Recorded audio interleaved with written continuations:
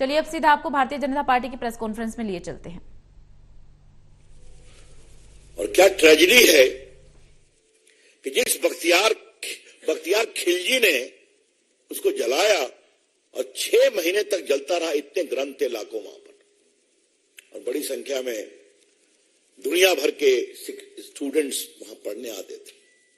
वो 6 महीने जलता रहा और उसका हमला करने वाला बख्तियार खिलजी के नाम पर बख्तियारपुर है, क्योंकि उसका नाम बदलने में नीतीश बाबू का समर्थन जरूरी है, तो वोट बैंक के लिए वो भी नहीं करेंगे।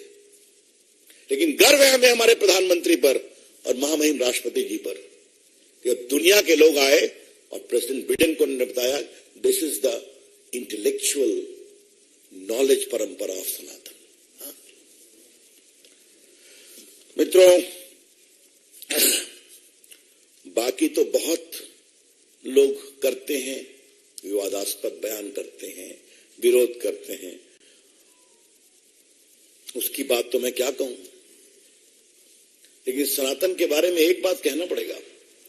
मैं सोमनाथ मंदिर का जिक्र किए बिना नहीं रुकूंगा। थोड़ा आजकल इतिहास को गंभीरता से पढ़ने की कोशिश कर रहा हूं, समझने की कोशिश। कांग्रेस के इशारे पर वामपंथी इतिहासकारों ने क्या कहा कि सोमनाथ मंदिर को गजनी लूटने के लिए गया था, क्योंकि वहां सोना बहुत था। मैं अभिनंदन करूंगा विक्रम जी और अन्य कई युवा इतिहासकारों का, जिन्होंने एविडेंस के बिना पर यह साबित कर दिया कि मोहम्मद गजनी के जो इतिहासकार साथ चल रहे थे, उन्होंने कहा है कि ये तो बुत परस्ती को समाप्त करने के लिए आए थे। उन्होंने उनको बाकायदे कोट किया है। और जब वो अंदर गए तो पंडितों ने कहा 50,000 हिंदू मारे गए थे लड़ते हुए। तो पंडितों ने कहा कि आप ले जाइए, लेकिन हमारे महादेव को छोड़ दीजिए।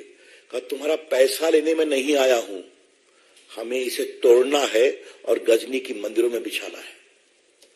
ये सारी बातें मोहम्मद गजनी के इतिहासकार ने लिखा है और सब कुछ छुपाया गया। और गर्व है सरदार पटेल, कन्हैयालाल मुंशी और स्वर्गीय राजेंद्र प्रसाद राष्ट्रपति पर, उन्होंने हिम्मत करके उस मंदिर को पुनरुत्थान करवाया और राजेंद्र बाबू वहां गए नेहरू जी के विरोध के बावजूद। जरा सोनिया जी, ये भी अतीत आपको मुझे याद दिलाना जरूरी है।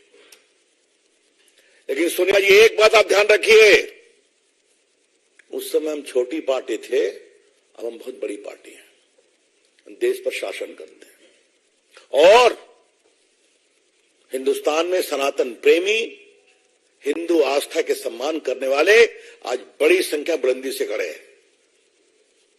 कुछ आप जवाब देंगे कि खामोश रहेंगे?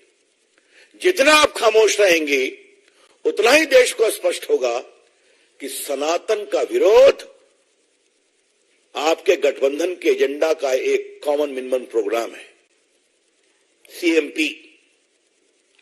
इसलिए क्या नीतीश कुमार, क्या लालू प्रसाद, क्या सोनिया जी, क्या खड़गे जी, क्या प्रियंका जी और राहुल गांधी तो बहुत ज्ञानी है, तो उनके बारे में मैं क्या कहूं। ये सब खामोश हैं।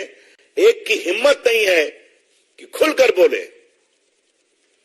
अंतिम बात मुझे यही कहनी है कि कल शायद गठबंधन की बैठक है ना, बताया गया है, अखबारों में है, अब होगी कि नहीं वो मुझे पता नहीं है। तो